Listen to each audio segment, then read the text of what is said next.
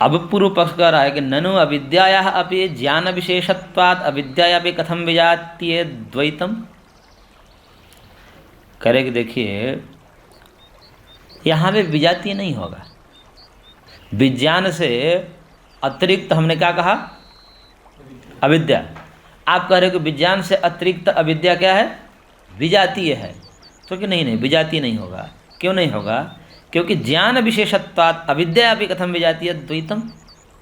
अविद्या भी क्या है? एक ज्ञान रूप ही तो है। अविद्या को क्या कहेंगे? मिथ्या ज्ञान। एक तरफ विद्या कहेंगे और दूसरी तरफ अविद्या कहेंगे, यानी कि दोनों ही तो ज्ञान रूप ही तो है। एक एक सीधा ज्ञान है, एक उल्टा ज्ञान है तो दोनों ज्ञान ही ना। तो ज्ञान होने से विजातीय कैसे होगा? सजातीय हो गया। एक ही हो गया। हाँ, और सजातीय द्वैत हम स्वीकार करते हैं। तो आप विजातीय द्वैत की आपत्ति ऐसे क्यों दिखा रहे हो? अविद्या भी ज्ञान रूप होने से विद्या यानी कि विज्ञान को विद्या कह दीजिए। वो जो इसको विज्ञान कह रहा है उसको विद्या कह दीजिए, विवेक कह दीजिए। और उस विवेक से भिन्न अविवेक अर्थात अविद्या दोनों ज्ञान रूप ही है, इसलिए विजातीय होगा ही नहीं, सजातीय हो गया। तो फिर आप विजातीय द्वैत की आपत्ति क्यों दिखा रहे हैं? दोनों एक ही जाति का हो गया, ज्ञान रूप एक जाति। हाँ, विज्ञानवादी। हाँ, दोनों एक ही जाति का है, तो विजातीय द्वैत नहीं है।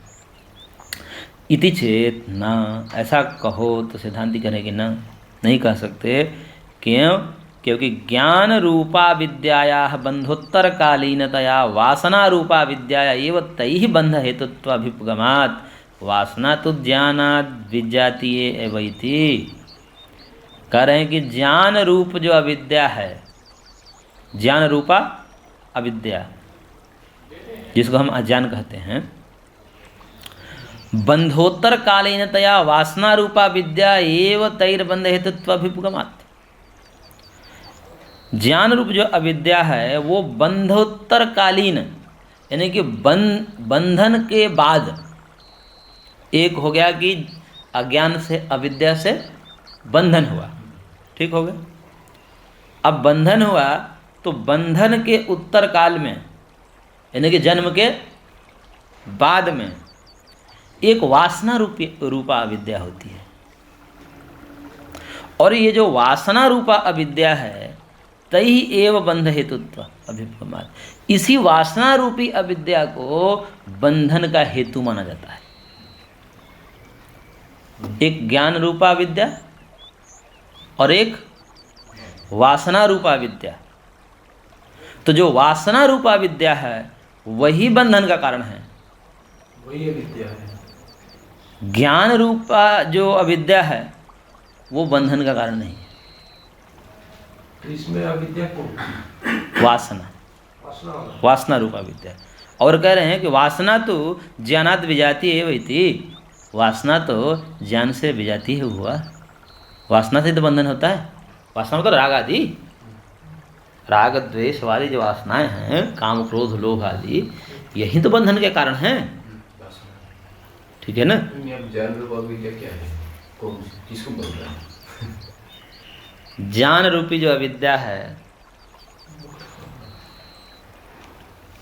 वासना रूपी तो बंधन में नहीं फंस रहा ना। ज्ञान रूपी विद्या बंधन में नहीं बांध रहा है, ऐसा क्या है? एक मिथ्या ज्ञान है, एक वासना है। मिथ्या ज्ञान जो है वो तो आपके बंधन का कारण बन चुकी है, जिसके कारण आपका बंधन हुए हो। अब आगे और ये बंधन दृढ़ होता है वासनाओं से, यानी कि अविद्या को पुष्ट कौन करता है? वासना रूपी अविद्या। अच्छा, उसको वासना रूपी अविद्या। ये जो तो ज्ञान का अभी हमें बंधन है, जन्म मिला है, ये किस कारण से मिला है? अविवेक से मिला है, अविद्या से मिला है। अब आगे जो है वो तो कारण बन चुका है। अब वो अविद्या और दृढ़ होगी और पुष्ट होगी। कैसे? वासना से। जैसे अविद्या अस्मिता राग द्वेष अभिनिवेश है ना, इसमें से अविद्या को छोड़ दीजिए, बाकी जो है अस्मिता राग द्वेष अभिनिवेश है, ये सब वासनात्मक ही तो है। और यही तो वास्तव में बंध, ये ना हो तो फिर अविद्या क्या बांधेगी आपको? ये ना हो, इसीलिए तो अविद्या को अलग कहा महर्षि पतंजलि ने भी, और इन चारों को अलग कहा। अविद्या, अस्मिता, राग, द्वेष, अभिनिवेशा, पंच क्लेशा, और फिर कहा कि अविद्या क्षेत्रम उत्तरेषाम। अविद्या को अलग कर दिया कि अविद्या क्षेत्रभूता है उत्तरेषाम, आगे वाले के लिए, यानी कि अस्मिता, राग, द्वेष और अभिनिवेश के लिए। तो इन्हीं के दो भाग में बांट दिया ना। तो एक अविद्या जो है मूल वाली, जो बंधन का कारण स्वीकार किया जाता है मूल रूप से, साक्षात नहीं। एक तो होता है साक्षात बंधन का कारण, और एक मूल बंधन का कारण, ठीक है ना। तो साक्षात रूपी जो है तो वो तो अस्मिता, राग, द्वेष, अभिनिवेश यही है। और मूल दृष्टिकोण से जब विचार करते हैं तो अज्ञान रूपी अविद्या जो है, ज्ञान रूपा जो अविद्या है, उसको कारण माना जाता है। लेकिन साक्षात वासना ही बंधन का कारण है, इसलिए दोनों को अलग कर दिए। और ये वासना से ही बंधन होता है, वासना से अविद्या और पुष्ट होती है, और फिर वो विद्या बांधती है, ऐसा कहना चाह रहे हैं। और वो वासना तो विजाती ही होती है, इसलिए उसको ज्ञान रूप नहीं मान सकते, ऐसा कह रहे हैं।